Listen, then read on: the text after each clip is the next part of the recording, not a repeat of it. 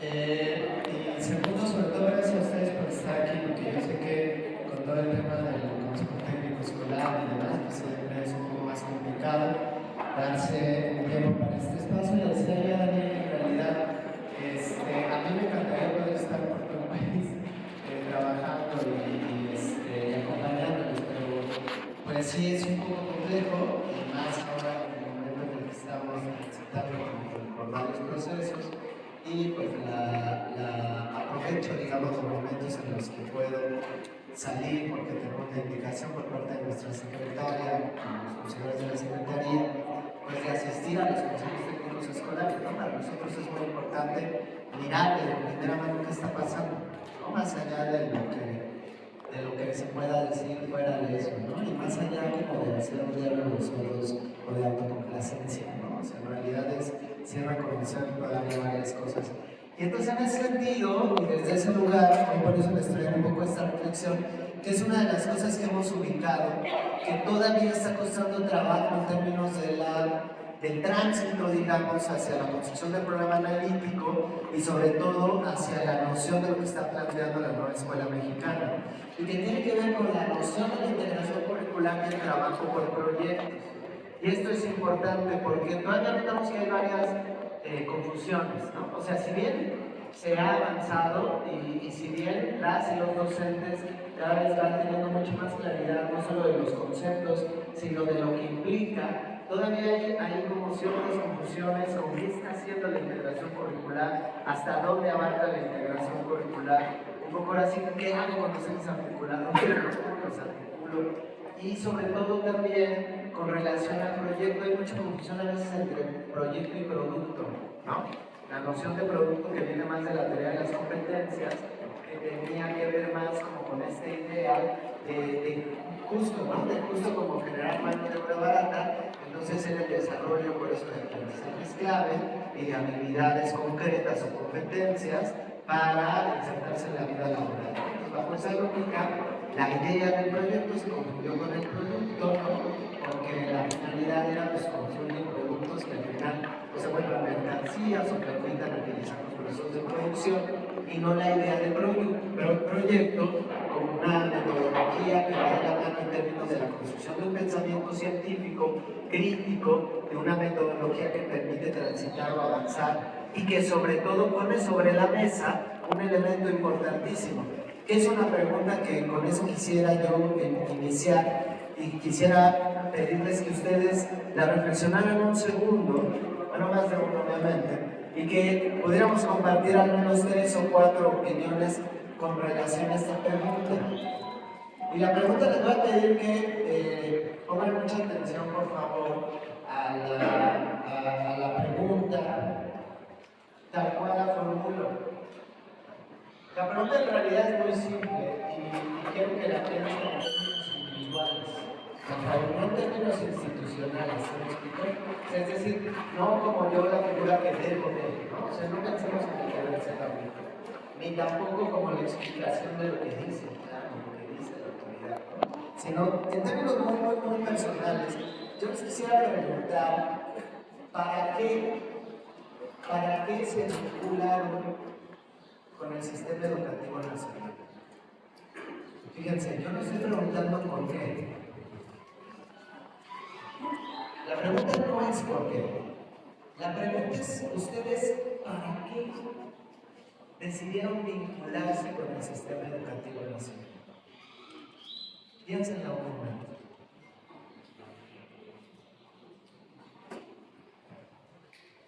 ¿Para qué deciden vincularse con el sistema educativo nacional? Si alguien tiene ya alguna respuesta, le pido que nos la compartan. Y si no la hay, no hay ningún problema, porque no es una pregunta sencilla. Les pido que se queden con esa reflexión, porque de esa reflexión entonces se emana una segunda, que es ¿para qué construimos conocimiento? No, porque aquí hay alguien que levantó la mano y me gustaría escuchar. Maestra, la escuchamos, le paso el micrófono. Espero haber escuchado bien la pregunta que usted me hizo. Y es en serio. Voy a hacer una pequeña historia, una anécdota. Cuando yo estaba en la universidad, tenía una asesora de tesis que era doctora mastosóloga y ya al mismo tiempo estaba dando clases en una secundaria. Y como que se me torcían un poquito las tripas cuando me decían, ibas a ir a tu escuela. Y me decía de lo importante que era su labor como mastosóloga y las repercusiones que tenía, porque era de las primeras de todas mastosólogas, y además pertenecía a una asociación de investigadoras y bla, bla, bla, y decía lo importante y lo trascendente que era su trabajo. Y no me gustaba mucho cuando se refería a mi trabajo como mi escuelita, y decía que ella tenía una trascendencia a través de su trabajo, y yo me preguntaba si había una trascendencia en mi trabajo, y encontré que era más trascendente mi trabajo. Y le dije alguna vez, no es mi escuelita, es mi escuela. En mi escuela tengo hasta 3 permisos por 3 días en el año, vacaciones 2 veces de 15 días en el año, y aquí mandan 90 días, pero además de eso, si yo logro mover una conciencia de mis grupos, porque tengo como 20, híjole, yo creo que ya trascendí, y eso es muy relevante, porque gracias a esas conciencias tienen lugar algunas conciencias aquí en la universidad, y creo que ese fue un motivo muy importante, trascendente. Muchas gracias. Muchas gracias. Habrá muchas cosas que compartimos porque además me parece que es una anécdota muy ilustrativa, ¿no? Quienes nos dedicamos a la educación básica, a veces también sufrimos las consecuencias de una tradición epistemológica instaurada, conductista y conservadora del conocimiento, que nos ha hecho creer que a más nivel más valía y a menos nivel menos valía. Es decir, como si, y eso a veces se ve hasta en términos salariales, sobre todo para quienes hemos trabajado siempre por horas semana mes, no por clase. Te pagan mucho más una hora semana mes o un por hora si das clase en licenciatura o posgrado, así das clase en primaria o secundaria, ¿no?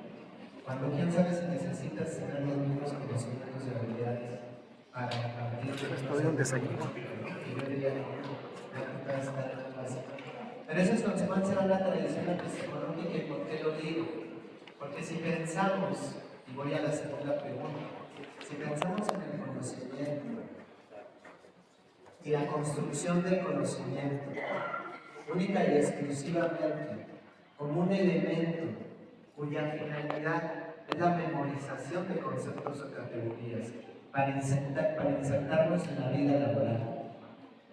Si lo pensamos como un proceso individual, donde entonces lo importante es que yo sepa mucho, pues para ligar en las fiestas, ¿no? Con muchos conceptos y categorías mamadores, y que parezca que no sé mucho, ¿no? O para humillar a los otros y mirarlos hacia abajo y decir, ay, no estoy nunca. Y si pienso en el proceso de conocimiento solo como eso, o si pienso en la construcción del conocimiento desde el lugar de lo colectivo, y ahí me sitúa en otro lugar, a mí, como un profesional de la educación, pero sitúa al conocimiento en otro lugar también. Y bajo esa reflexión, entonces sí cobra cierto sentido la pregunta del estudiante cuando le voy a enseñar algo y levanta la mano y me dice, profe, pero eso para qué me va a servir. Le voy a hacer la palabra a la persona. Muchas gracias. Buenas tardes, compañeros. Las preguntas que he hecho nos llevan a reflexionar sobre si realmente somos honestos o somos chambeadores de educación. Estuve en algunas semanas anteriores al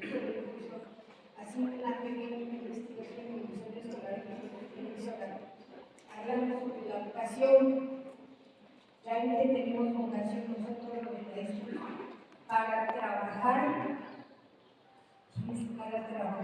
una transformación que es lo que nos está una transformación. Y yo les comento mucho a mis compañeros, somos privilegiados, los seres privilegiados los que nos llamamos maestros, no docentes, los que enseñan, maestros, el que cambia y transforma, permite que se integre como una persona idónea a la sociedad en la que vive, en su territorio, como me lo han escrito muchas veces aquí en la escuela mexicana, que se integre y sea capaz de trabajar en ese territorio. ¿Para qué quieren los conocimientos de los? Se hacen una pregunta maravillosa. ¿Para qué le enseño matemáticas? Para que pueda ir a comprar tortillas, que les dé el cambio correcto a su mamá. Pero eso lo tiene que saber el maestro primero, antes de decirle al niño 2 más 2 son 4, que a lo mejor no es cierto, porque es 3 más 1 4. Entonces, ¿para qué me inserto yo en este trabajo? Pues para demostrarme a mí mismo, primero que nada, a mí mismo, que soy maestro, soy docente, que soy facilitador, lo que quieran decir. Pero primero que nada soy maestro, transformador de conciencia. Y ojalá podamos llegar a ese nivel. Gracias. Muchas gracias. Muchas gracias.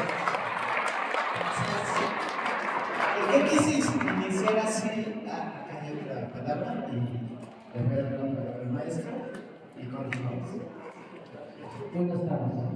Bueno, más que nada, ser docente es que te comprometes y tienes conciencia de clase.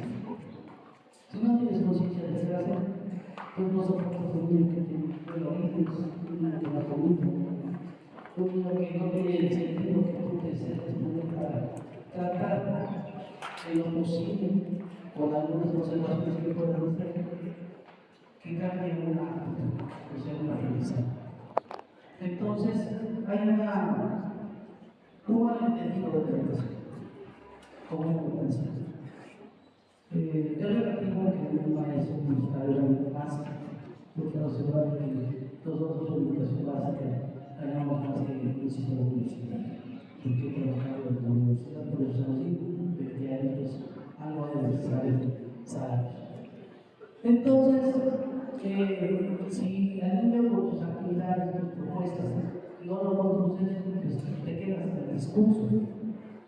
Si le dices, propuestas no quiero la se te queda el niño. Pues ¿para qué? Para que sepas cuánto va a decir lo que tenemos a favor, cuánto cuesta una sopa. Y vamos a ir haciendo la técnica de portero. Y vas a ir empezando por la noción de niño. ¿Sí? La noción de niño es muy difícil de entender. Estos programas enseñan esas técnicas, pero a veces se nos olvida en la educación secundaria que hay que retomar esos elementos básicos para entender que no es la suma en sí o las operaciones básicas o inversas las que debe saber el niño, sino en su inverso mundo, qué utilidad le puede tener. Y lo mismo pasa con la lectura, con la geografía, pero si no tenemos los recursos, va a ser difícil que seamos de un país, de una ciudad, un mapita que no tengamos, una línea de tiempo que no tengamos. O sea, lo básico, que todos los maestros que lo hacen, un tiempo que tiene tiempo, está jugando por él. Entonces, la idea fundamental del maestro es un compromiso moral muy fuerte, es una cuestión de independientemente de los ingresos económicos que tuviéramos en la escuela. Es que necesitas contento con lo que haces. Sí, gracias. Muchas gracias, maestro. Muchas gracias, en verdad.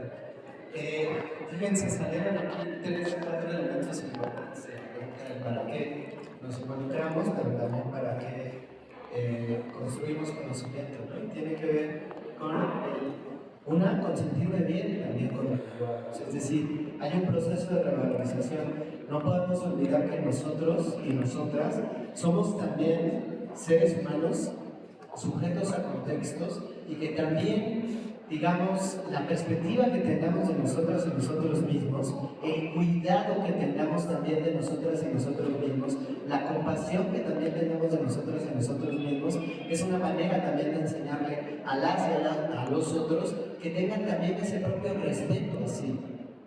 Ese propio respeto a su cuerpo, a su trabajo, a sus reflexiones, a su pensamiento, a su elección de vida. Pero por otro lado está también el ¿para qué me vinculo y para qué me acerco a estos niños, niñas y adolescentes? Y les hablo de ciertos contenidos, conceptos, categorías. Se habló de la conciencia también, para generar en ellos un elemento que les permita ser conscientes de su realidad inmediata contextual, de lo que pueden hacer en esta sociedad, de las implicaciones de sus acciones. Eso es el pensamiento crítico. No espero que ellos piensen como yo quiero que piensen. Espero que ellas y ellos vayan desarrollando un pensamiento con base en ese respeto, empatía y reconocimiento que les permita hacerse conscientes del lugar en el que están, del contexto en el que están, de las implicaciones de lo que hacen. Pero esa conciencia irremediablemente te obliga también a la propia, ¿no? ¿Y por qué quise empezar así?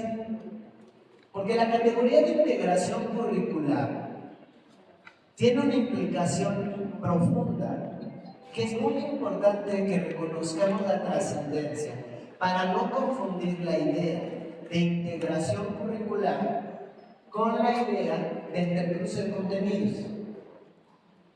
Los entrecruces de contenidos es uno de los elementos de la integración curricular, ahorita lo vamos a ver, pero no es el único. Decía hoy en la mañana en el consejo técnico que escuchaba, que observé en la secundaria, un maestro decía, pero es que yo puedo enseñarle muchos conceptos o categorías, o contenidos, o incluso la relación de esos contenidos, pero si no van de la mano de una perspectiva aclara a valores, a responsabilidad, a nociones con relación de la empatía, el respeto a las diversas culturas, pues entonces, pues sí, a lo mejor va a comprender muchas cosas para transformar, pero lo que va a transformar lo va a transformar para el interés de quién o de qué. Si perdemos la noción comunitaria, si perdemos la noción propia como sujetos sociales, pues sí, por supuesto que los científicos que hicieron la bomba atómica transversalizaron muchos contenidos y saberes de muchas ciencias. Y por supuesto que supieron a cabalidad. Pero ¿para qué lo hicieron? Y ahí está la diferencia. Y entonces, la siguiente, por favor. Aquí hay un primer principio que es muy importante abordar y avanzar en ello. La nueva escuela mexicana lo que plantea es una transformación educativa, pero quiero ser muy enfático. Si no quieren, no hay transformación, eso es lo de menos. La cantidad es lo de menos. Lo que es importante es reconocer que lo que se está planteando es algo que va más allá de cambiar un nombre por otro. No se trata de eso. ¿Sí? O sea, no se trata nada más de, bueno, antes les daba español y ahora vamos a ver lenguas o lenguajes. Y ahora vamos a ver saberes y pensamiento científico, pero te vuelvo a explicar otra vez. La ley aquí de Newton dice no. No, porque entonces ahí solo simulé. Entonces implica una transformación profunda. Porque a lo que le apuesta es esto que ustedes mismos dijeron.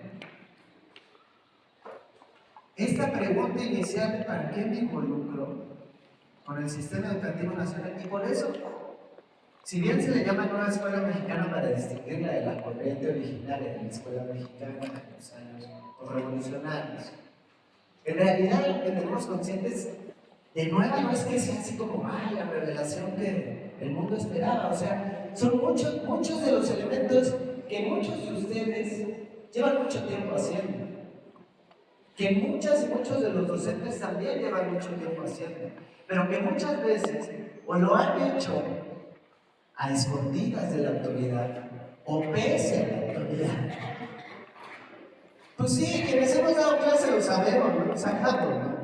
Muchas veces uno hace cosas pese a su autoridad. Y los alumnos muchas veces aprenden pese a nosotros. O sea, también es cierto, hay que decirlo. Entonces, aquí la cuestión pasa por reconozcamos esas apuestas, esos compromisos que han existido durante mucho tiempo en el sistema educativo nacional. Pongámosle nombre y fortalezcámoslos, porque buena parte de los que y las que nos hemos involucrado con el sistema educativo nacional en las distintas figuras, incluso muchos de los que lo hicieron o lo hicimos de manera fortuita, estando ahí, dimensionamos no solo la responsabilidad, sino la potencialidad de lo que hacemos. Y la potencialidad en muchos sentidos, en términos de la conciencia, en términos de la construcción de ciudadanos críticos y participativos. Reconocer que la democracia es más allá de ir cada 6 años a un lugar, a echar un papel y ponerlo y a que no tiene que ver con eso. Tiene que ver con lo que hago cotidianamente. Tiene que ver con lo que hago en mi casa, con mis hermanos, en la escuela, en el tráfico. Porque yo lo podré decir muy de izquierda y revolucionario, pero si me para un policía y lo socorro, pues quién sabe qué tan congruente y tan revolucionario estoy diciendo. Y yo en mi mente puedo construir cualquier argumentación, no, es que su gente, es que no sé qué, es que, pues sí, pero estás transgrediendo algo que sabes que a la larga a todos nos va a afectar. ¿No? Entonces, este es uno de los principios medulares que no podemos dejar de perder. ¿Cómo formamos sujetos críticos, ciudadanos críticos y participativos? ¿O cómo nos acompañamos junto con las y los estudiantes y las estructuras familiares para formarnos como ciudadanos críticos y participativos? Y eso es importante. Y eso obliga entonces a dejar de pensar a la escuela. ¿Han visto este video de la canción esta de The Wall de YouTube? ¿No? Que la de... sí, de YouTube. No, sí, no, yo sé que acaba de cometer un error, porque yo lo sé. O sea, esta imagen de los niños, ¿no? Les recomiendo que vean un video que es brutal, es muy breve, se llama Juicio a la Escuela, ¿sí? Juicio a la Escuela, lo buscan en YouTube, está en inglés, traducido en español, es brutal, o sea, simplemente pensemos. Bueno, aquí lo podemos ver, aquí donde estamos, ¿no? O sea, no, en serio, le digo buena onda, a mí me sorprende que en pleno siglo XXI, a las comunidades escolares o a las comunidades, a veces cuando vengo a dar conferencias, que haya como moverse del lugar, porque me bajo el podio, por ejemplo, ¿no? O sea, a veces es como, ¿no? Y ya se fue para allá atrás, ¿no? Y entonces, me tengo que volver a verlo, ¿no? Pero eso que responde, o sea, esta estructura de organización es una estructura, compañeros y compañeras, de la Edad Media. De la Edad Media. Estamos hablando de hace 500 años o más, muchos más tal vez. ¿Y qué era la lógica evangelizadora? ¿Y por qué había este podio? ¿Y por qué hay Porque todos sus ojos tienen que estar puestos solo sobre mí, no sobre nadie más. Porque mi palabra es la única válida. Y porque si ustedes entienden o no, no es mi problema. Con que aprendan a persignarse, a reproducir el credo, yo ya digo, ya los evangelicé. Corona, dame dinero, ya los evangelicé. Y ojo, no estoy hablando de la fe, yo estoy hablando de una circunstancia económico-política de un momento específico. Y entonces, bajo esta lógica, pues no es necesario que entre ustedes hablen, no es necesario que entre ustedes se vean. Ustedes al único que tienen que ver es a mí. Y mientras el teléfono, por ejemplo, que además fue creado después de la primera lógica escolar, el teléfono pasó de ser, no sé si a alguien les tocó aquí estos teléfonos que eran un de madera, ¿no? Bueno, la frase de me cayó el 20 era por el teléfono, ¿se acuerdan? Que le ponías una moneda de 20 centavos y ya hasta que contestaban, ¿qué? Caía el 20, ¿no? Ah, ya cayó el 20, ya conectó, ¿no? O sea, claro, hoy los chavos te ven así como, ¿qué le pasa? ¿Qué me hablan, no? Entonces, pues sí, 420, entonces lo que tengas de referente, ¿no? Pero de ahí fuera, y no estamos aquí. ¿Entendieron? Obviamente, ¿no? Entonces, sí, o sea, ayer, pero ¿de qué nos habla? El teléfono pasó de ser eso a ser una computadora. En menos de 150 años, y la escuela sigue igual. Y esperamos que las cosas cambien y que los chavos, los niños, niñas y adolescentes que nacieron y que crecieron hoy con esto, que nacieron y crecieron hoy con un mundo totalmente diferente, aprendan igual y tengan las herramientas para enfrentarse a este mundo cuando les seguimos enseñando igual. Y eso es brutal. Y si pensamos en los santos, y si pensamos en los quirófanos, y si pensamos en un chorro de lugares, y el aula y la escuela, y a veces nuestros diagramas, y a veces nuestras clases, y a veces las tarimas, y a veces las monografías, son iguales que hace 100, 200, 300 años. Los uniformes, los cuadernos, ¿no? Y entonces, en esa estructura, ¿qué sí podemos hacer y qué no? Y perdón, pero ustedes como autoridades intermedias que dialogan y acompañan a los profesores, ¿son también o no también? Yo me atrevería a decir, son una figura trascendental. Porque ustedes son como el cuello de botella, no sé cómo decirlo. O sea, ¿a qué me refiero? Pueden venir los contenidos nacionales, pasamos a la siguiente, por favor. Pueden venir los principios específicos, pero ustedes tienen un papel muy importante, ¿no? O sea, lo digo con todo respeto. En muchas circunstancias, ustedes pueden tener más poder que el secretario de Educación del Estado. O sea, sí, pues no. La verdad, pues, porque que yo, bueno, ni se diga, o sea, tiene mucho más poder que yo en muchos sentidos, pues sí. No, yo o sea, si bien me va a terminar en serio, ¿no? O sea, si me explico, o sea, ahí, no, y no está mal, está bien, no, yo no lo estoy criticando. Lo que estoy diciendo es que aquí hay un hecho, y no estoy pensando en el poder como algo maquiavélico, sino como la capacidad de tomar decisiones. La capacidad de tomar decisiones. Y el poder que el docente también a veces puede tener en su aula es importantísimo. Y entonces, ¿cómo usamos ese poder? ¿Desde dónde? ¿Para cuándo? ¿Para qué? Y por eso yo empezaba con la pregunta, ¿para qué?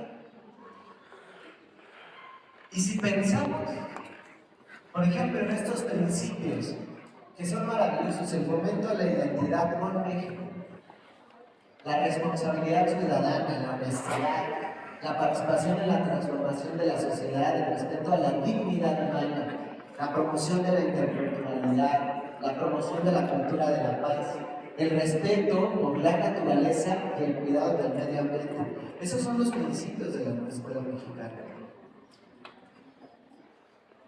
Son elementos de los valores que están detrás, que subyacen. A veces los adultos con mucha facilidad, y los Simpsons son muy buenos para generar caricaturas sobre eso. Este personaje está que siempre dice, los niños, ¿quién piensa en los niños? Entonces a veces los adultos también con mucha facilidad decimos, es que las nuevas generaciones ya no tienen valores. Es que las nuevas generaciones ya vienen maleados. Como si fueran, como el video como si fueran mercancías que nacieron así de la espontaneidad. Como si los niños y adolescentes y jóvenes, uno de repente estuviera aquí y dijera, ay, mira, un niño, ay, además es malo, ay, además no tiene valores. No es así. Y eso es una primera cosa que es importante, que fue de las primeras cosas que a veces no se comprendió.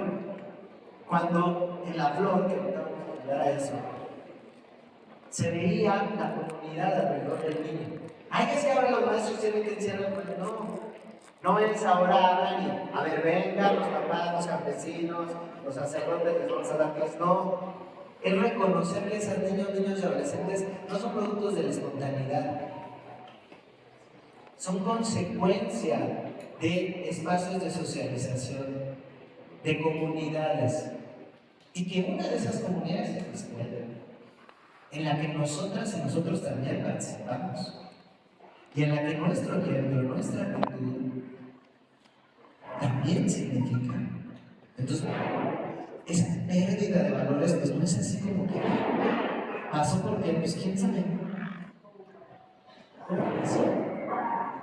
¿Y cómo hacemos como sociedad pues, para volver a ella?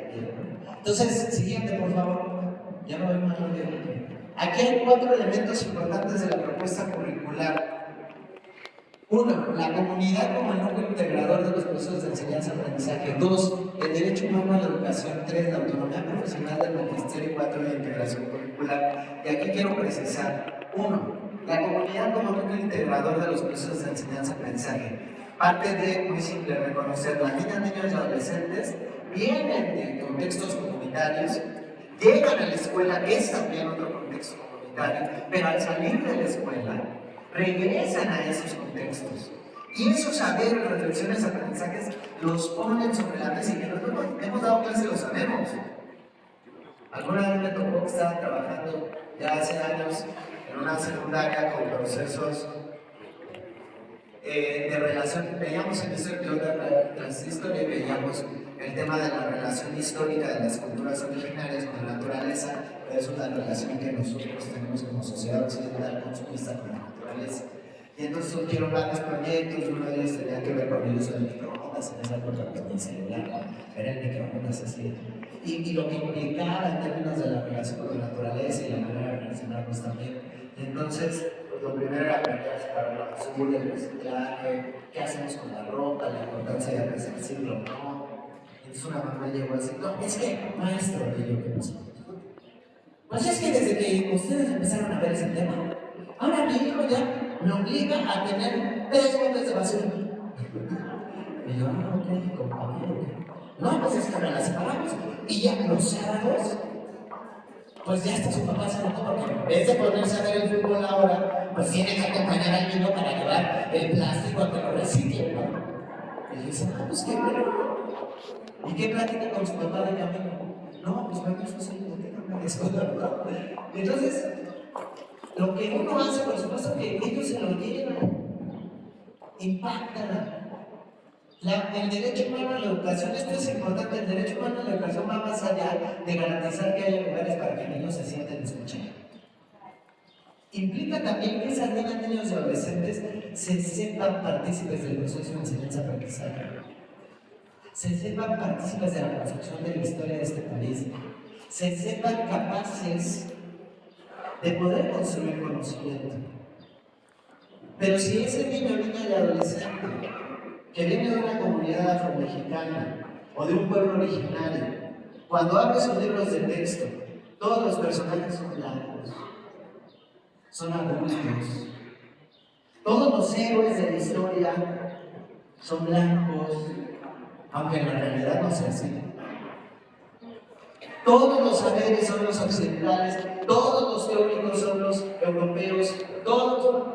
Se va a decir, pues, ¿esto qué tiene que ver conmigo? Por supuesto que, y además, tiene una mamá, tiene un papá, tiene un profesor, una profesora, un tío, un contexto que se la pasa diciendo, es que tú eres tonto, es que tú eres tonto. Pues claro que él iba a ser tonto. ¿No? Profesión autocumplida, dijera Freud. Entonces, el derecho a la educación implica también que la educación sea un espacio desde los contenidos que dé cabida a todas y todos. Y dicen grandes estudios, porque si nos falta uno, no estamos todos. Así de simple. Ahí, y menciono todo esto porque esto va a jugar la autonomía profesional del magisterio, lo que les decía. Dentro del aula el docente tiene un poder porque tiene una capacidad de decisión muy importante. Pero también venimos de una tradición de más de 30 años, donde los medios, el sistema educativo nacional, las asociaciones civiles, vienen diciéndole al docente: eres un privilegiado, tu trabajo es una basura, el problema del sistema educativo nacional es tuyo, ¿no? De panzazo, el documental, programas de televisión como el de Jorge Ortiz de Pinedo y Escuelita, ¿no? Donde han hecho de nuestra profesión una caricatura. Entonces, claro que el docente también dice, pues es cierto, no, pues mejor dile. Y eso lo vimos todo este año, ¿no? Mucho tiempo era como, ay, los formatos, no es que todos los matan. Y ahora que la Secretaría me mandó formatos para el programa analítico, y los formatos, ¿dónde quedaron los formatos? ¿No? Pero ¿a qué responde? Pues responde a una tradición donde nos enseñaron que también como docentes, tú lo único que tienes que hacer pues, es repetir lo que te dicen que repitas, llena, ¿no? Haz como que enseñas, yo como que aprendo, yo como que te pago, entonces como que valgo esto, ¿no? Y todo muy bonito en la simulación. Entonces la autonomía profesional del magisterio es importantísima y ojo, ahí sí ustedes tienen un papel medular. ¿Cómo no confundir o cómo hacer de la autonomía un ejercicio profesional en vez de un ejercicio de irresponsabilidad? ¿Cómo hacerlo? Pues primero que nada, acompañando. Pero acompañando desde la horizontalidad. Y acompañando no implica resolviendo. Ojo, mucho cuidado con eso. Todo lo que tú le resuelvas a los otros, ellas y ellos no lo van a poder hacer por sí mismos. Y es una cuestión de física. Es muy simple. Una de las leyes de la física dice: dos cuerpos no pueden ocupar el mismo espacio al mismo tiempo. Y lo dice la teoría de las constelaciones familiares. Si yo estoy ocupando el espacio de resolver el programa analítico, el formato, yo mismo no estoy permitiendo que tú lo resuelvas. Yo estoy ocupando ese espacio, no hay posibilidad de que tú lo ocupes. Así de sencillo. Entonces, ¿cómo genero que tú tengas esa autonomía también? O que tú construyas y creas esa autonomía, compartiéndote mis experiencias, escuchándote, haciendo a lo mejor retroalimentaciones no recriminativas, imaginando junto contigo, generando oportunidades de espacios para que también entre ustedes docentes se comuniquen y dialoguen. Hay proyectos, les platico, en Nayarit, por ejemplo, unos supervisores que nos ocurrió, fue buenísimo, ¿no? Compartieron, fue maravilloso.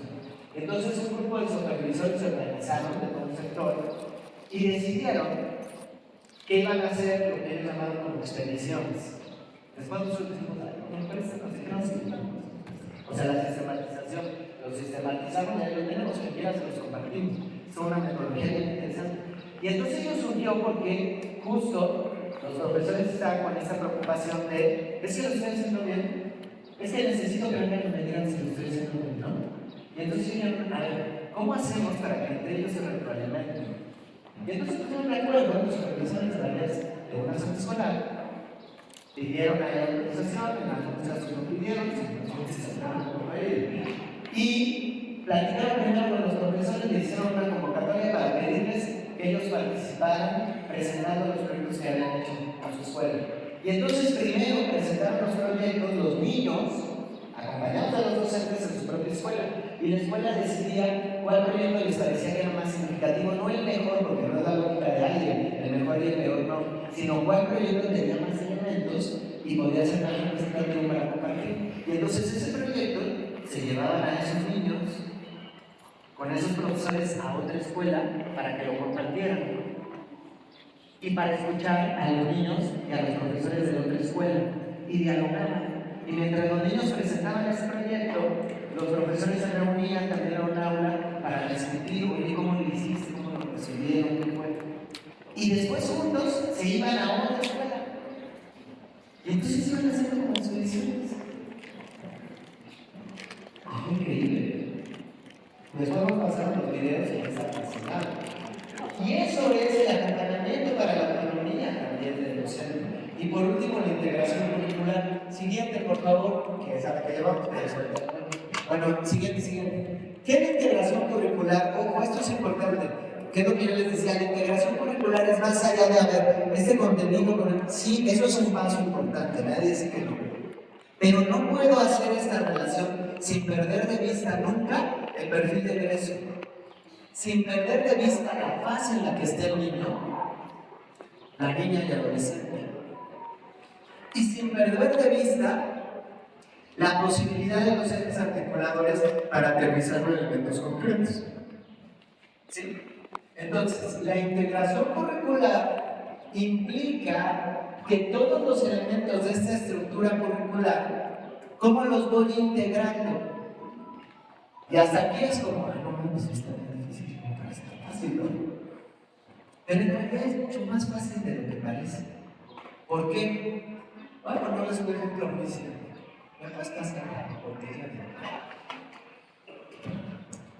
A diferencia de cómo hemos aprendido en la escuela tradicional, la realidad del conocimiento no es desarticulado, ¿no? Eso lo sabemos todos.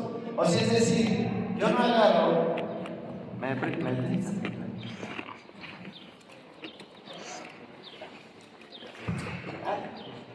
Yo no agarro.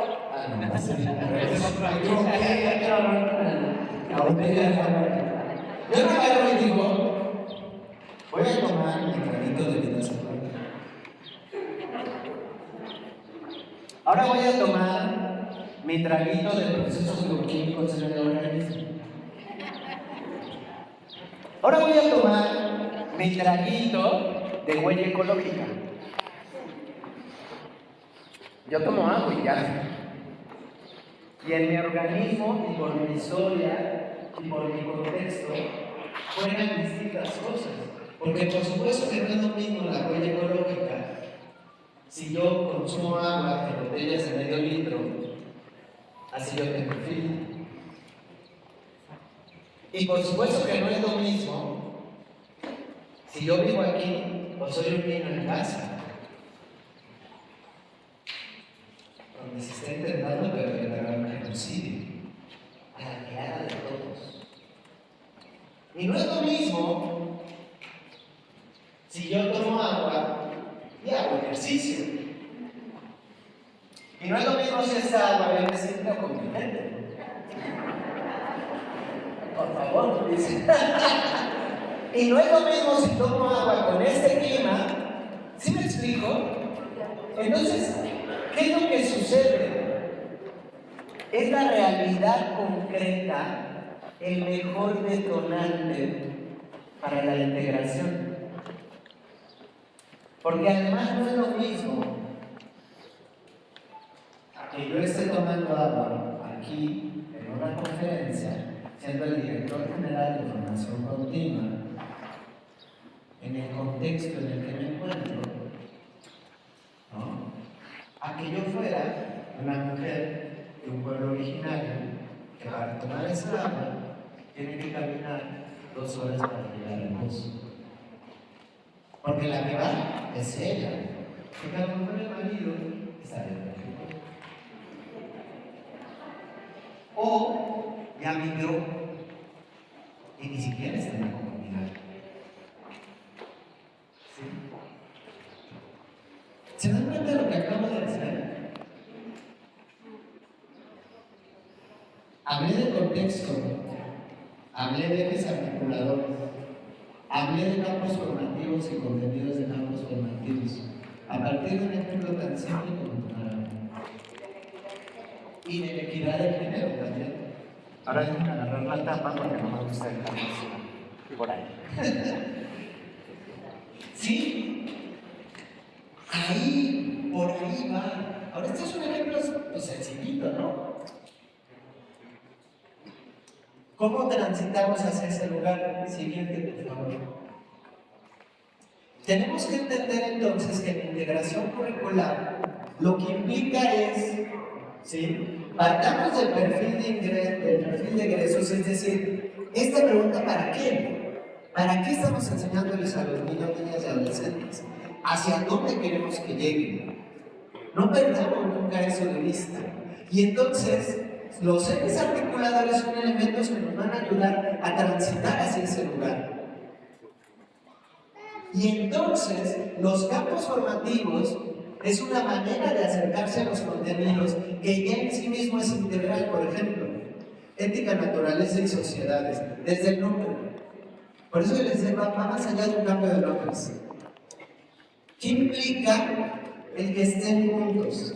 Ética, naturaleza y sociedades. Como no es sociedad.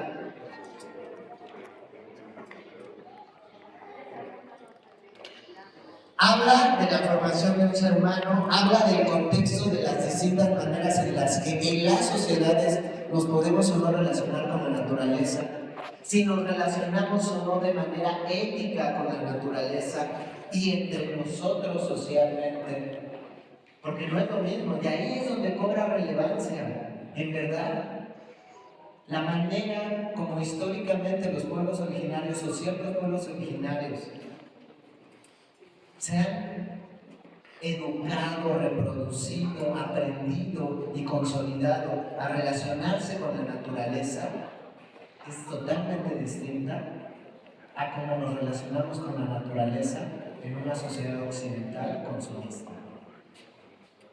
Es totalmente distinta. Y reconocer eso nos abre la posibilidad también a valorar esa otra manera de habitar el mundo. Y el reconocer eso irremediablemente abona en términos de los ejes articuladores. Porque si yo acerco o acompaño estas reflexiones con Nicolás y los chicos, o permito que ellas y ellos lo descubran, estoy transitando hacia la motivación del pensamiento crítico, de una perspectiva de interculturalidad crítica. ¿No? O sea, muchas veces también, hay que decirlo, tenemos pensamientos colonizados. ¿No? Les voy a platicar una anécdota muy concreta. Coordiné un libro, el último, sobre experiencias de atletas LGBTI+ en México. Y participaron de distintas diversidades. Y nos llegó un texto muy interesante de un chico que es un hombre celtal, que se autoascribe como hombre cis, homosexual, pero es de origen celtal. Cuando llegó el texto, que lo primero que narra, porque lo primero que pedía en esa convocatoria, que dijeran quiénes eran ellos. Entonces él narra su origen celtal. Y entonces uno empieza a narrar el artículo de él, y les voy a ser sincero. O sea, mi pensamiento fue, claro, va a narrar cómo vivió toda la homofobia en su comunidad, ¿no? Y cómo cuando llegó a la ciudad, y no, todo lo contrario, todo lo contrario. Él en su texto narra que justo supo de la palabra gay, joto, maricón hasta que llegó a la ciudad. Y la sorpresa que muchos tienen habla, como lo que acabo de narrar, habla de ese es un pensamiento que pues, no estoy diciendo que todos los pueblos originarios son, ni estoy diciendo que toda la experiencia de todos los habitantes de los pueblos originarios sea igual. Lo que estoy analizando aquí es que, claro, cuando yo lo leí, yo me sorprendí, pero me sorprendí sobre todo de mí decir, ay, claro, todo chévere de colonial. Y te sorprende que diga un texto así, ¿no? Pues claro, porque fui educada en una tradición colonial. Entonces, esta perspectiva implica evidentemente a uno mismo también cuestionarse. ¿Qué aprendí? ¿Desde dónde lo aprendí? ¿Cómo lo aprendí? Siguiente. Y entonces, bajo esta lógica, este me parece un ejemplo muy importante, porque la integración entonces implica esto. Uno, partimos de que las niñas, niños y adolescentes no son sujetos ajenos, espontáneos, que nacieron así nada más porque hay, sino son sujetos a una comunidad, emanan de procesos sociales. Están los campos formativos como elementos que, si imaginamos esa metáfora, detrás de los pétalos más cercanos al botón, están los contenidos de esos campos formativos. Y tenemos los pétalos más grandes, que son los ejes articuladores.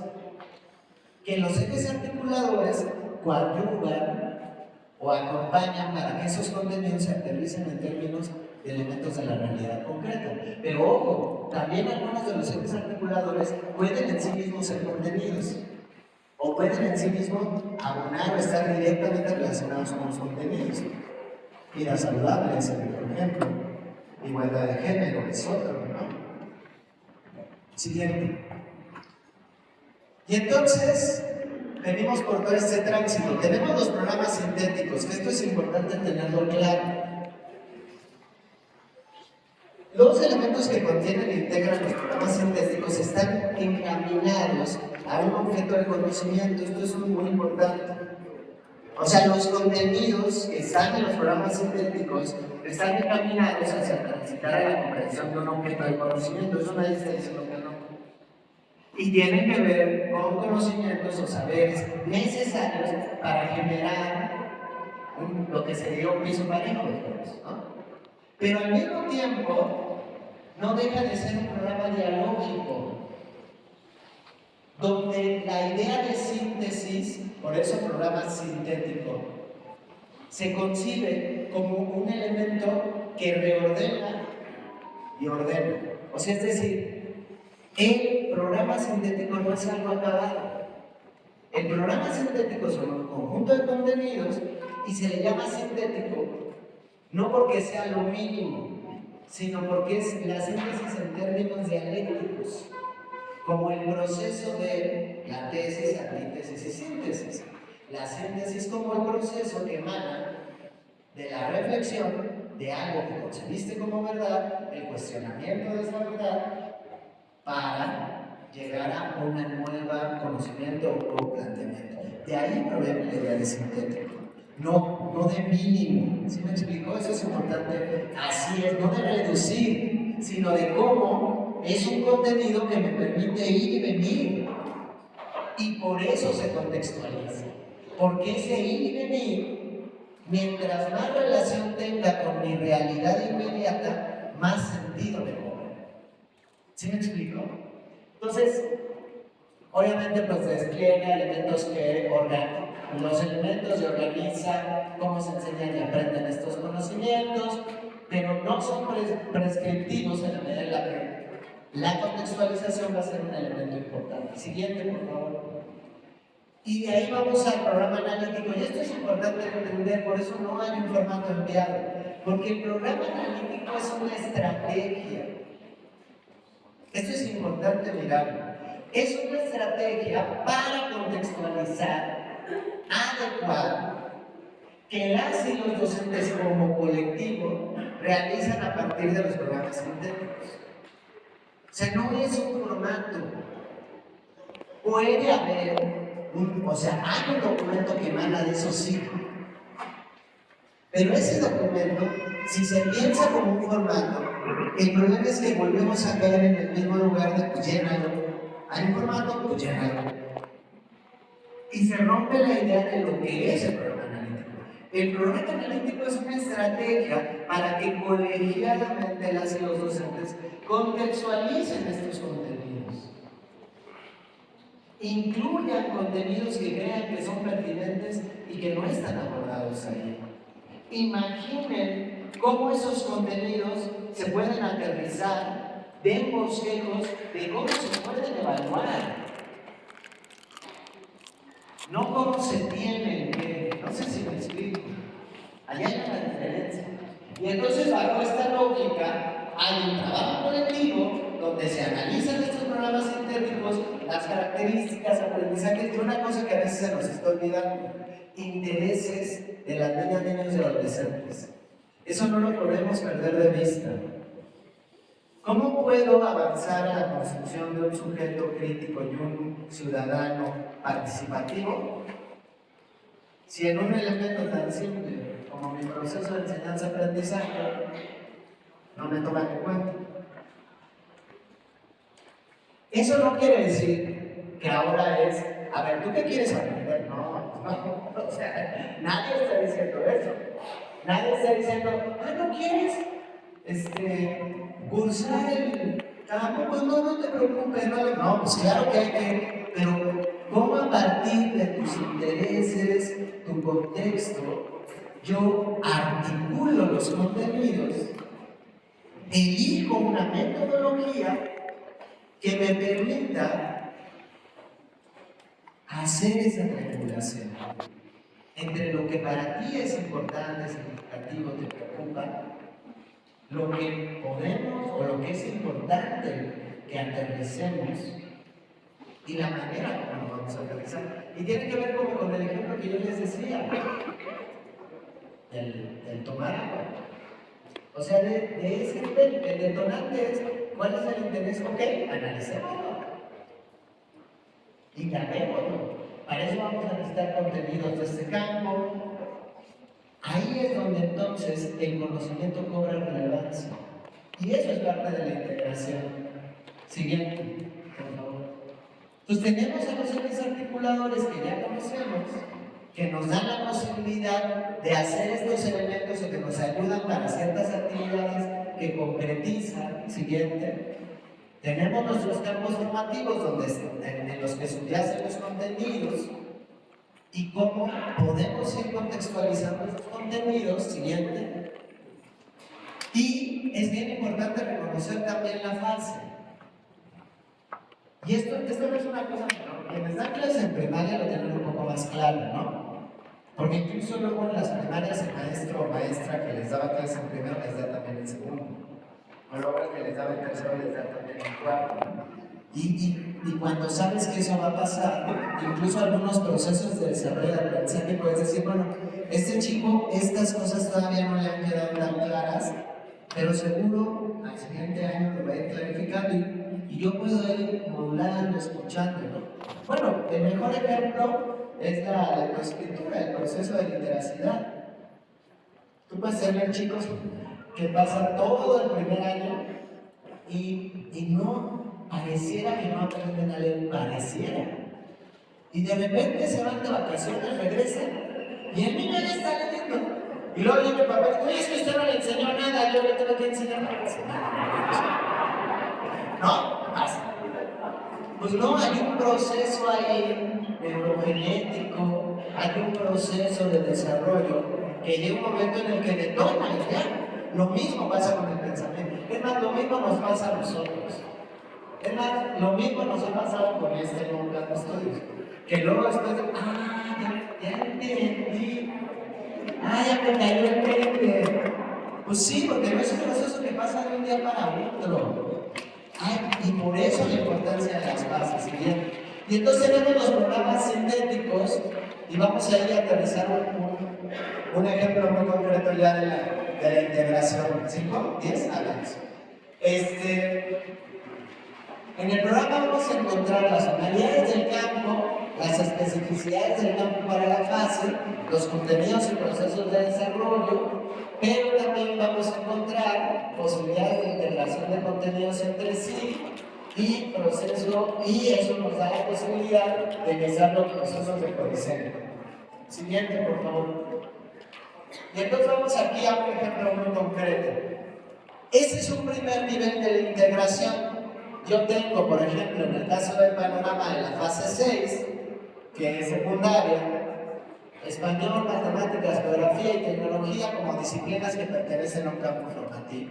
Y tengo estos contenidos: la diversidad de lenguas y su uso en la comunicación familiar, escolar y comunitaria, expresión de fracciones como decimales y de decimales como fracciones, el espacio geográfico como un producto social y herramientas, máquinas e instrumentos como extensión corporal en la satisfacción continua de intereses y necesidades humanas. Intenten imaginar ahorita nada más con esos contenidos cómo los podríamos articular.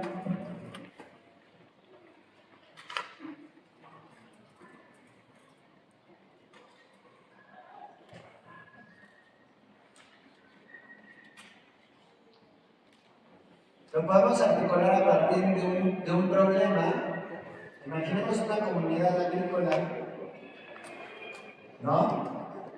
Donde llegan los nuevos agronitrogenados y están intentando que los campesinos ahora utilicen los agronitrogenados para sembrar en vez del sistema de siembra tradicional, ¿no? ¿Eso qué va a implicar? ¿Qué herramientas, qué máquinas, el tipo de máquinas? Pero la transformación de eso va a implicar en términos de la forma de organización social, la manera como se está comunicando la llegada de estos nuevos o no agronitrogenados, lo que puede implicar en términos de la relación social, pero también lo que puede implicar en términos de la relación familiar. Pero al mismo tiempo, ahora, ¿qué cantidad tengo que utilizar o no? ¿Para qué? ¿Y cuánto tiempo me va a durar para que la tierra no se muera con esos agronitrogenados? ¿Cuántas fracciones de tengo que conocer o no? Si lo quiero empezar a probar, ¿lo pruebo con toda mi tierra o solo con una parte de esa tierra? Y que no es lo mismo, evidentemente, el que esté llegando a esta comunidad que produce y que está inserta en este espacio geográfico, a que llegue a otra comunidad que siembra otro elemento, ¿no? Sí.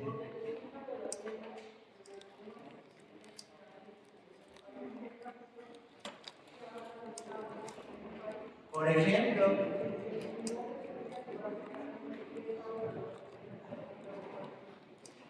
y que incluso el habla de una lengua también habla, o sea, quienes hablan esta lengua también tienen distintos tipos de tecnologías para relacionarse con el mundo. Este es un ejemplo pequeño, pero ahí nos quedamos un nivel para incluir o para transversalizar también el perfil de egreso y los ejes articuladores. Este ejemplo habría que llevarlo entonces al reconocimiento, por ejemplo, de esos saberes comunitarios originarios, qué relación generan con la naturaleza, que luego genera un sistema de producción a gran escala, y la importancia del respeto a esas diversidades.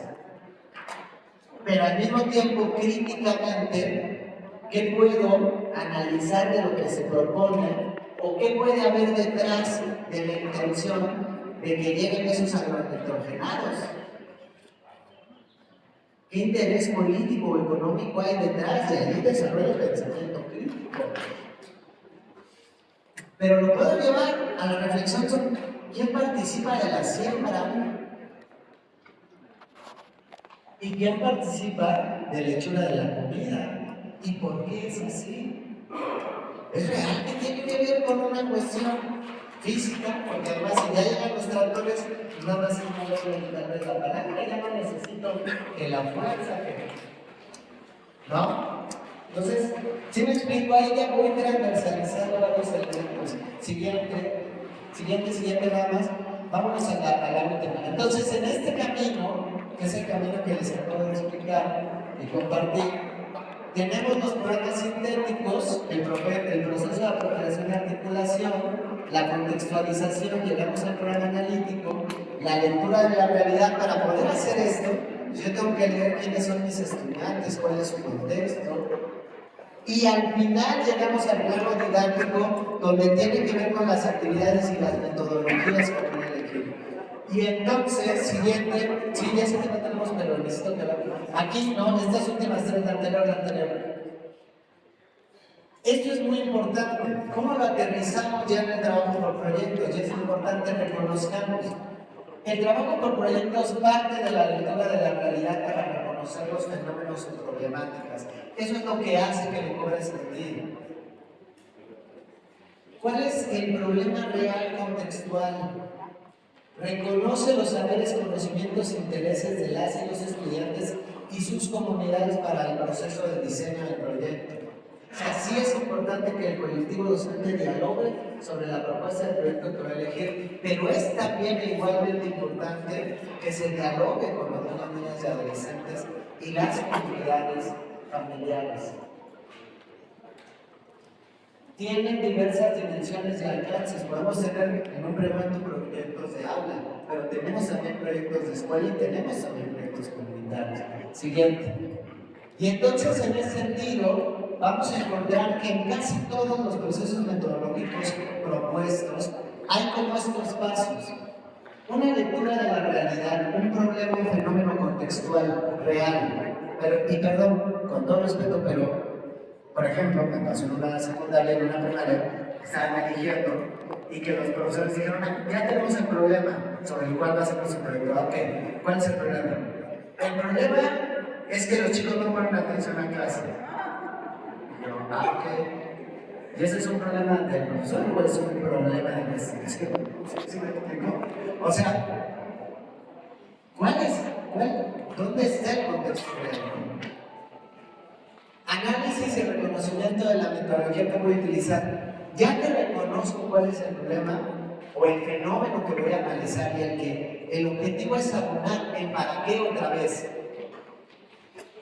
Para generar sujetos críticos, ¿para qué? Un sujeto crítico no es nada más el que se sienta a ver la tele y a quejarse del mundo. Perdón, eso no es un sujeto crítico. Un sujeto crítico es el que analiza y después dice, mira, hay estas propuestas para solucionar, podemos abordar por aquí, hay que organizarnos de esta manera. Y entonces, ¿qué metodología vamos a utilizar para abordar este problema? La integración de los contenidos para su comprensión, el trabajo colegiado entre pares docentes, pero también entre pares estudiantes, y las propuestas de atención al problema. Ahora, ¿qué implica el trabajo por proyectos en este escenario? Siguiente. Primero, pues sí, reconocer y recuperar los intereses de las y los estudiantes. Y quiero volver a ser muy práctico aquí. No se trata de, a ver, ¿qué quieres que hagamos? No. Recuperar los intereses es, yo te conozco, te escucho y te reconozco como un interlocutor válido. Interlocutor. No como que ahora tú me vas a decir que vengo a hacer yo, no. Porque entonces yo estoy evadiendo mi responsabilidad. Dos, el desmantelamiento del adultocentrismo. Eso implica reconocer que los chicos, por más adolescentes que sean, por más que vean al mundo, por más que se la tienen saberes, y pueden decirnos cosas importantes y significativas. Eso implica, yo sé, eso lo hemos observado mucho que pasa, es que los estudiantes necesitan, es que los jóvenes tienen ese y yo les digo, oigan, ¿y cómo saben? No, pues porque los hemos escuchado. Les has preguntado. No. Es que se ve. Órale. Pues sí, eso es un referente importante, pero si no dialogo contigo, no. Y eso es quitarnos la lógica autocéntrica. Reconocer a las y nosotros como interlocutores válidos, no solo a los estudiantes, sino a mis pares docentes, a mis pares supervisores, a mis pares ETPs, a mis pares directores, reconocer como el otro tiene mucho también. Algo que también es muy típico del adultocentrismo es el desprecio de la infancia, porque a eso no saben. O también el desprecio de los adultos mayores. Y los saberes que los seres humanos tenemos, tanto cuando somos niños como cuando somos adultos mayores, son valiosísimos. Y también hay que recuperarlos y reconocerlos. La comunicación intergeneracional, la creación de espacios de diálogo para el trabajo colegiado docente, la experiencia que les decía de las expediciones que hicieron en Nayarit, por ejemplo, y el reconocer el error y el conflicto como detonantes de aprendizaje. Y esto es una última cosa importantísima. La tradición positivista, que viene de la lógica de la memorización, que por eso ustedes no es importante que ustedes se vean más que a mí, porque lo único que necesito es que lo memoricen, que lo repitan, y si lo repiten tal cual yo se los pedí ya está perfecto.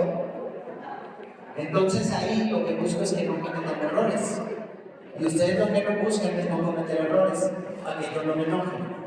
Pero acuérdense de la tradición, porque además la lógica escolástica era ¿y eso de dónde viene? Pues de que el sacerdote literal mandaba a dar latigazos a los indígenas que no se aprendían el credo.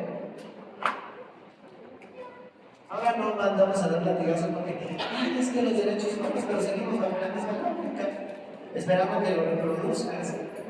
La otra es, entendamos que el error es un elemento medular de la aprendizaje y el conflicto también. Porque en el trabajo colegiado surge el conflicto, pero el conflicto nos permite también imaginar soluciones. Y esas son las soluciones donde estamos aprendiendo. Y es en los errores y en la imaginación de la solución a los errores donde estamos aprendiendo. Muchas gracias.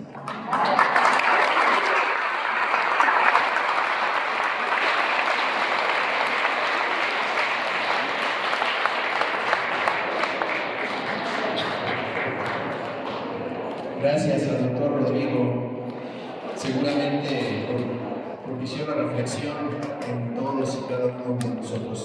Gracias, doctor. Llegó el momento de preguntas, si quieren hacer algún comentario, vamos a ser muy breves por el tiempo, pero muchísimo. Amigo de Gécata, si me ayudas con el micro, por favor, de una manera rápida, muy pronta y en ocasiones con poca información. Yo quisiera, si ustedes me lo permiten, y como ponente, quiero pedir permiso, no para criticar, con el mejor deseo de contribuir, de que ayude a la reflexión, pero además es una gran oportunidad que del Olimpo baje alguien a escucharnos, porque podemos compartir algunas de nuestras inquietudes, decirles lo que vivimos en una escuela y lo que nos gustaría que se reflexionara también de aquí hacia allá. Por un lado, yo tengo la inquietud personal, la comparto con mucho respeto a todos, de que en la educación básica se ha planteado un modelo muy interesante conocerlo, vale la pena conocerlo, y antes de desdeñarlo, haberlo vivido y aplicado.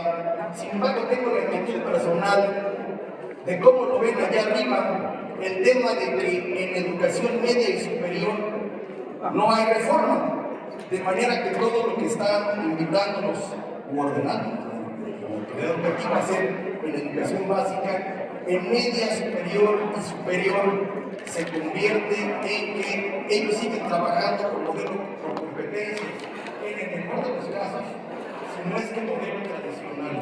De modo que cuando lleguen egresados de nuestras aulas de este modelo, a media superior y superior, donde el maestro sigue presentando exámenes de 100 reactivos, en la escuela de medicina, el carácter memorístico y enciclopédico es sobrevive el que sabe más.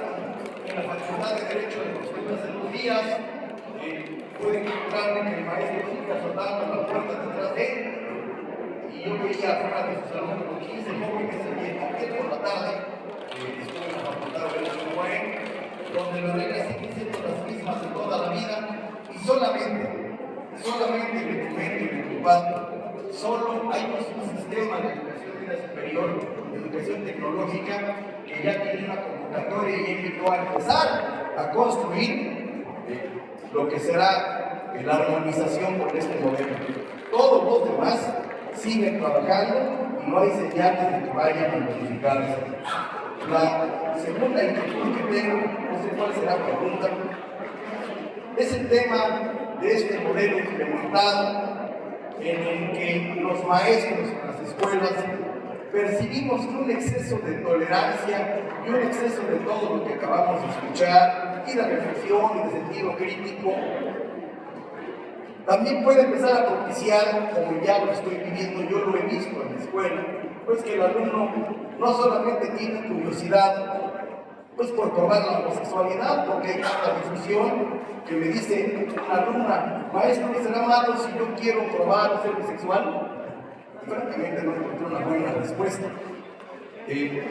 Pero eso no me preocuparía. Además, la sociedad ha tomado la decisión de ser intolerante a estos temas. Ya se comentaba.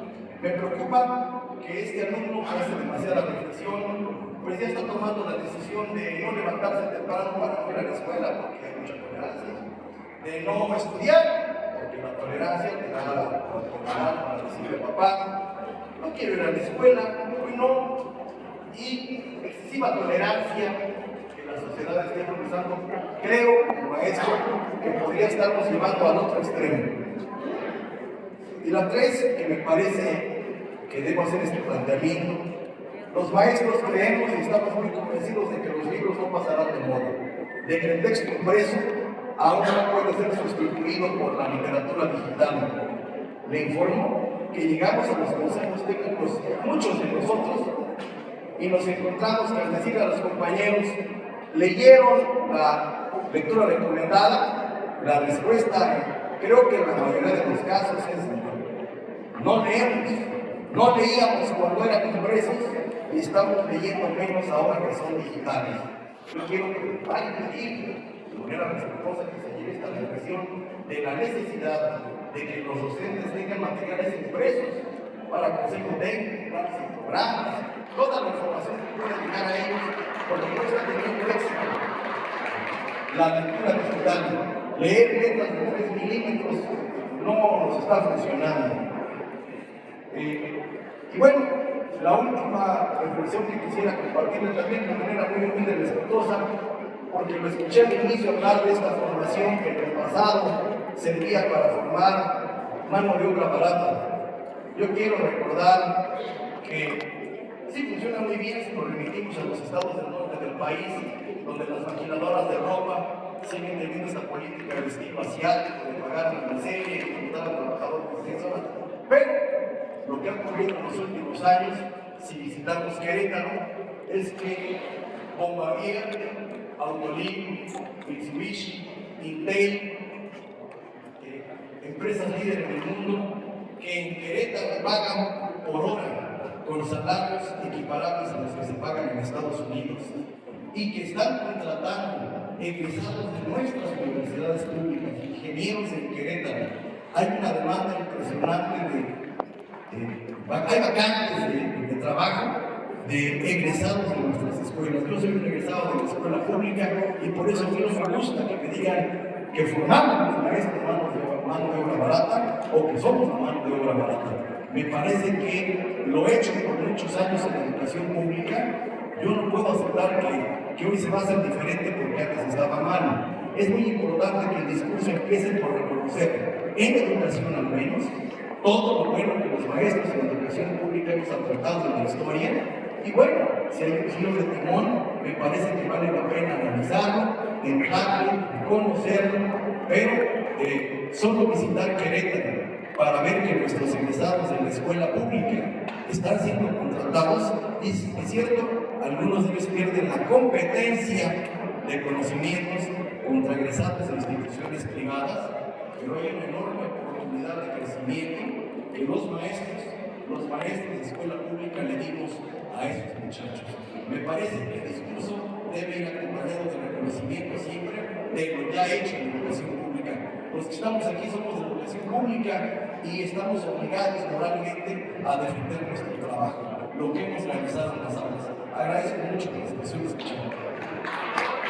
Bueno, sí, muchas gracias. Muchas gracias por las reflexiones y las preguntas. Intentaré ser lo más concreto posible y recordar todo lo que aprendiste. Voy conforme me acuerdo, no con el orden que me dijiste. La primera, con relación al tema de los materiales para el consejo técnico. Sí, yo la verdad es que si me preguntas yo concuerdo, me parece que son elementos que si en ciertas comunidades o grupos escolares ustedes consideran que es necesario tener el documento impreso y se proponen, por ejemplo, planes de contención para tampoco seguir generando más basura por imprimir o imprimir, yo creo que sin duda puede ser una demanda no solo legítima, sino importante de que cumplan tanto las autoridades educativas estatales como las autoridades nacionales en ese sentido, ¿no? Sí concuerdo, yo la verdad es que sí creo que es importante, yo soy lector y a veces me gusta más el libro que el digital, pero también pienso que de nueva cuenta, siendo congruentes con el propio modelo planteado, sí es muy importante que si transitamos o solicitamos o pensamos en esa posibilidad, sí tendría que venir de la mano de un plan de contingencia para no generar más basura. Eso es lo primero, porque estoy de acuerdo. Lo segundo, con relación al último punto que tocabas, me parece que tal vez es una confusión en la manera como yo lo pude haber expresado, pero es una disculpa si no logré comunicar lo que yo quería decir. Yo también he sido formado en la educación pública y la he defendido y la defiendo en todo momento. Creo que ahí me faltó contextualizar un poco. Cuando yo me refería primero que nada, yo creo que hay que hacer una diferencia. Qué bueno que lo planteas. No quiere decir que el nuevo modelo educativo no esté visualizando que en un momento determinado se van a desarrollar las habilidades o se van a proponer los procesos de formación crítica que en su momento posibiliten insertarse al campo laboral. Nadie está diciendo que no, y por supuesto que es importante, porque tampoco vamos a pensar que ahora ya no se inserten al campo laboral, nadie está diciendo que no. Creo que a lo que me refería y a lo que me refiero muy importante con una distinción con relación a una postura teórica específica es lo que plantea la teoría de las competencias y que es la que me dio durante varios años el sistema educativo mexicano y que hoy en efecto, ya voy a la tercera cosa, sigue desgraciadamente vigente en muchos elementos. La noción y la categoría de competencia, solo les voy a dar un pequeño referente histórico muy simple. Por primera vez aparece en un documento que en la Secretaría de Estado del Gobierno de Estados Unidos de Norteamérica le solicita un conjunto de especialistas, entre ellos antropólogos, pedagogos, científicos sociales y demás, para que investiguen e indaguen, psicólogos industriales, para que indaguen en los espacios de producción de las grandes empresas cómo hacer para que los obreros produzcan más sin necesidad de mejorar sus condiciones económicas laborales. Esa fue la petición del gobierno de Estado norteamericano. Y en ese contexto, en el informe que entregan, es la primera vez que aparece la noción de competencia, de la cual después van a recuperar producto del proyecto Turing, porque la noción de competencia también apareció con Chomsky para las competencias lingüísticas, pero esa tiene otra perspectiva. La que traen en la educación y la traen justo en el proyecto Turing. El proyecto Turing, les voy a platicar, es un proyecto que emerge de una de las primeras reuniones de los grupos de los 7 en Europa y que tiene que ver con cómo generar los procesos para regionalizar los procesos de enseñanza-aprendizaje con el argumento del tránsito curricular, que es lo que vino con la flexibilización curricular y demás. De ahí recuperan la noción de competencias y hablan de los distintos tipos de competencias y hablan de las competencias ya más avanzadas, que son las únicas que tienen que ver con el desarrollo del pensamiento científico, y desde el documento del proyecto Turing se piensa en el desarrollo de esas competencias solo en los países industrializados, y los países mal llamados del tercer mundo se enfocarían en el desarrollo de las competencias básicas para la inserción laboral. Entonces es esa lógica. Eso no quiere decir que en las aulas, y eso sí lo dije, ahí sí me parece que a lo mejor no lo escuchaste, algo que yo decía es, le llamamos nueva escuela mexicana para distinguirla de la tradición postrevolucionaria, pero no quiere decir que no se lleve mucho tiempo, en el que muchos de los docentes lleven haciendo muchas de las cosas que hoy la nueva escuela mexicana propone y que deviene de muchas otras que han mantenido el sistema educativo nacional. Entonces ahí sí creo que es importante hacer esa aclaración. Pero lo otro, ofrezco una disculpa si se interpretó desde otro lugar, bajo ninguna circunstancia yo pensaría que el docente conscientemente dijo yo voy a generar o no mano de obra. O sea, creo que hay un compromiso regular, pero sí no hay que dejar de mirar que hay un orden estructural. Y el mejor ejemplo era la evaluación estandarizada. La evaluación estandarizada de los docentes y de los estudiantes, ¿no? Cuando las condiciones contextuales eran totalmente distintas. Eso no quiere decir que no sigan existiendo ciertas contradicciones en el sistema educativo nacional. Y ahí voy a tu tercer punto. Sí es cierto, hoy en la mañana venimos platicando sobre eso porque lo decían incluso los profes de secundaria, de la secundaria que observaba. Pareciera que hay una contradicción, que de repente en educación básica estamos transitando hacia esta mirada compleja y llegan por lo menos a la media superior y otra vez regresamos. Ahí yo te diría dos cosas. Sí, o sea, hay que ser autocríticos también. Se retrasó media superior en hacer las modificaciones. En efecto, de gente ya está avanzando, pero no es el único. Sí hay la indicación y sí hay el interés y sí hay, bueno, la indicación así de clara para que toda media superior transite la modificación del marco curricular común y que vaya acorde al planteamiento. Ahora, en superior, aquí hay que dejarlo muy claro también. Las responsabilidades. La federación tiene responsabilidad en superior sobre las instancias que no son autónomas, no sobre las instancias autónomas. Sobre las instancias autónomas, nosotros no podemos hacer nada como federación. El caso de la UAE, el caso de la UNAM y demás. En las instancias que dependen de la federación, sí se están modificando los planes y programas de estudio, por supuesto, y se están modificando bajo esta lógica. Las escuelas normales ya han transitado la modificación de su plan y programas de estudio y recuperan total y absolutamente la lógica del proceso de la contextualización del trabajo comunitario. ¿Qué habría que hacer? Pues empezar a impulsar también, incluso en el diálogo. Sí, la maestra Leticia sobre todo, y desde la maestra Delfina, y sí lo tengo que decir porque me tocó estar ahí, sí ha hecho una especie también de convocatoria vía la ANUIES, la Asociación Nacional de Universidades e Instituciones de Educación Superior, para convocar a que haya una transición en los planes de estudio, para invitar a llevar a cabo modificaciones que abonen al pensamiento crítico y demás. Pero no podemos obligarles, ahí sí no podemos hacer más, desgraciadamente. Y sí, me tocó también ser profesor en sistema superior, en educación superior y posgrado, y sí, desgraciadamente tenía colegas que yo decía, ¿qué onda? Nos sacaron del siglo pasado, ¿no? Y sí, ahí nos falta mucho también como sociedad. Y por último, yo creo que hay que distinguir, hay una cosa muy importante, y lo entiendo en verdad. A ver, hay que distinguir el respeto de la tolerancia.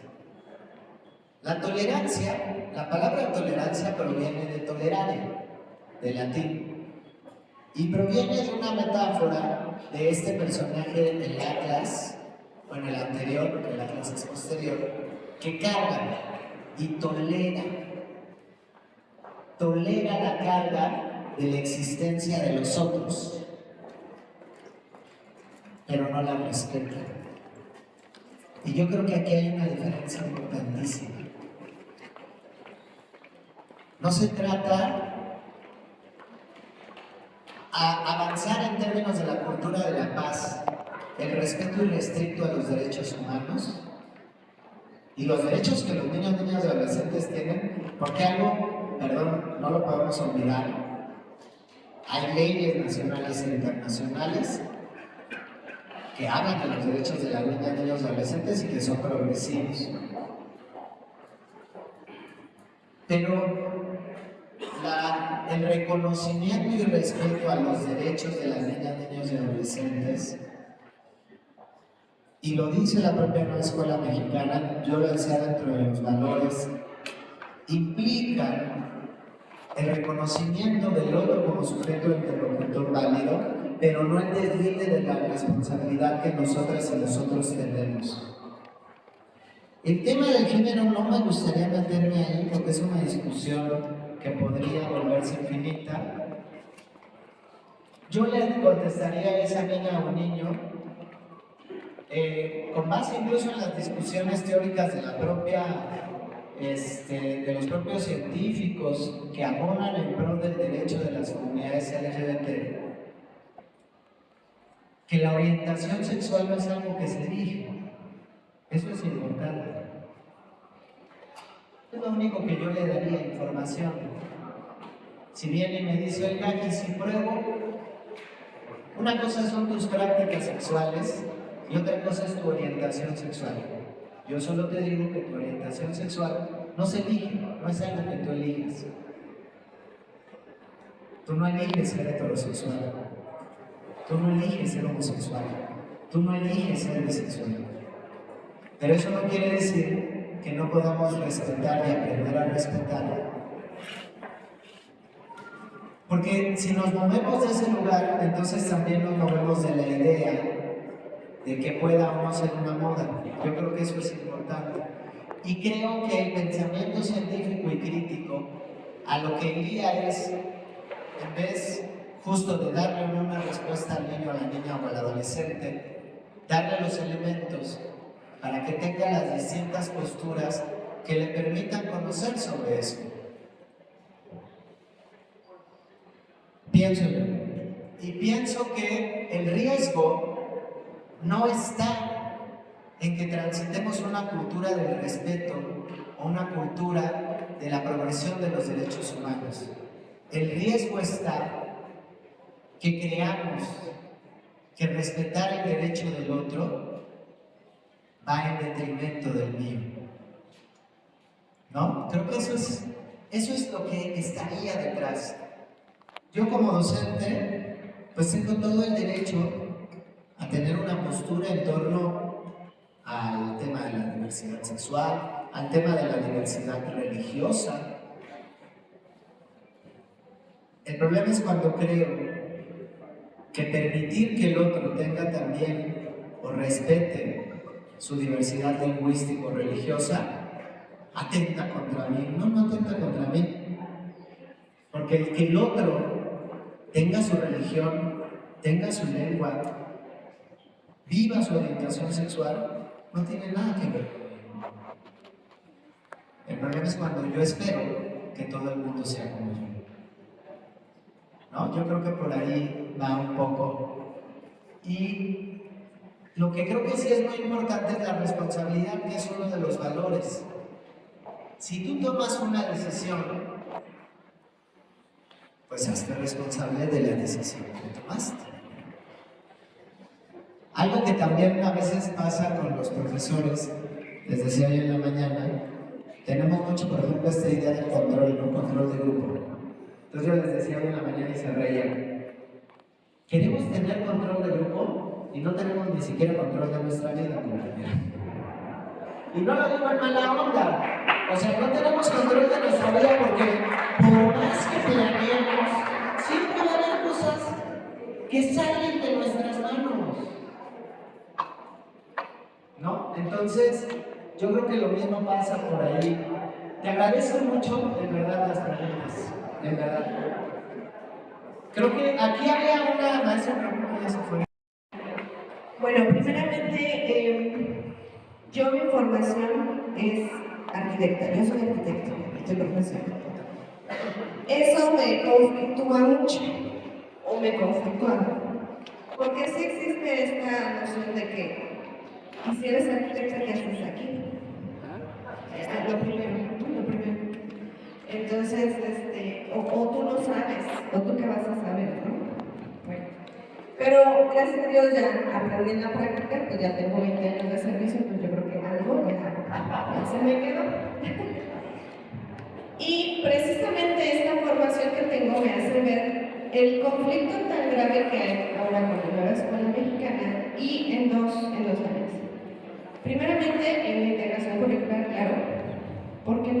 sabemos bien qué se va a hacer ahí. Y la segunda, en el campo formativo del humano, con tecnologías. Ese es el punto, el talón de Aquiles, ¿no?, que tenemos. Yo estuve pues 15 años como maestra de tecnologías, obviamente como diseño arquitectónico, entonces conozco el profesor. Nosotros siempre hemos trabajado por proyectos, o sea, es así. Entonces no lo sabemos de ida y de regreso. Y aparte porque trabajé en técnicas, entonces es más todavía, ¿no? Pero al momento de llegar a esta función, en algún momento me pidieron explicar cuál era el enfoque de tecnologías en la Nueva Escuela Mexicana y fui realmente atacada por explicarles a mi punto de vista cómo tenía que ser. Es importante conocer el aprendizaje, el conocimiento de mano, de saber cómo funciona la máquina, ¿no?, de saber cuál es el proceso, de adiestramiento, ¿no? ¿Por qué? Porque de ahí tiene que derivar a la innovación. No puedo innovar si no comprendo cómo funciona. Y en aquel momento se quería aplicar esa parte y decir, no, es que ya tenemos que estar haciendo ventiladores eólicos para generar energía en las escuelas. Ajá, pero ¿cómo, no? No le puedes explicar, le tienes que explicar al niño cómo hacer. Pero eso lo tiene que aprender desde lo que es el adiestramiento, el cómo